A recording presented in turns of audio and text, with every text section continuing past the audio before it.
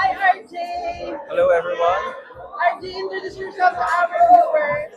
Uh, Once again, this is RJ Capistrano, and I'm proudly representing Macabebe, Pampanga. Ang ating maka-baby. Grabe, I'm so happy to see you again. Kasi nung last time, hindi ka tumuloy. Yeah. So, sige, quickly, ano ang nag-udyok sa'yo na ituloy na itong pagsali ng national pageant? Yeah, actually, that's one of the questions that been asked during screening, and I've just tell them that we just live once, but once you live your life to the fullest, and once is enough, and that's what I'm doing right now, pursuing my dreams. Pero ayan, grabe, Makabebe, it's a very iconic place. Known talaga sa mga baby boys. Yeah. Ano nararamdaman mo na ikaw ang official Makabebe, representative ng Mr. Philippines?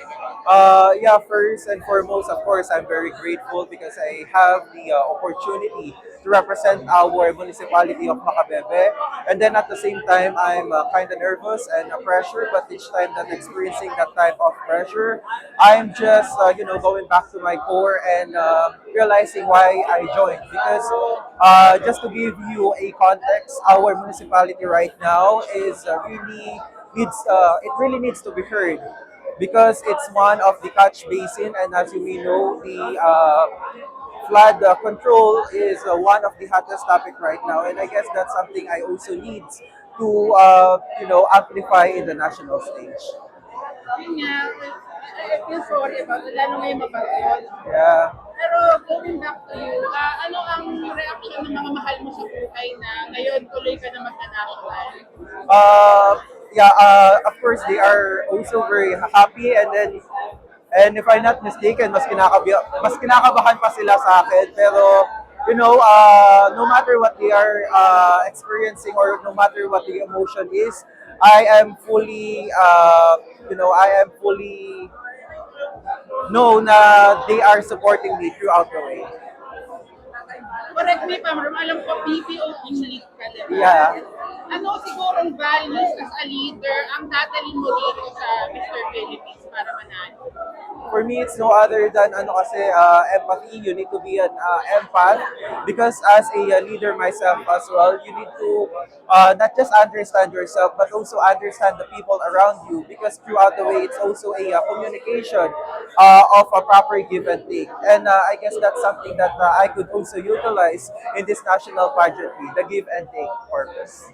Ayan. Alam mo ba lagi kayo nagpa-viral itong Mr. Philippines? Yeah.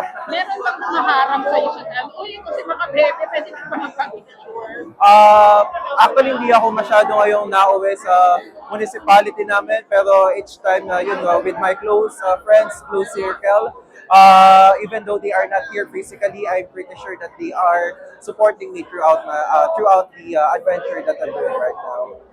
Siyempre, being Mr. Makabebe, does it add more pressure to you?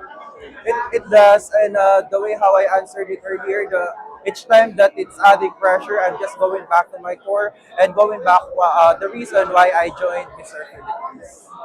And lastly, ano ang message mo sa mga supporters mo out there?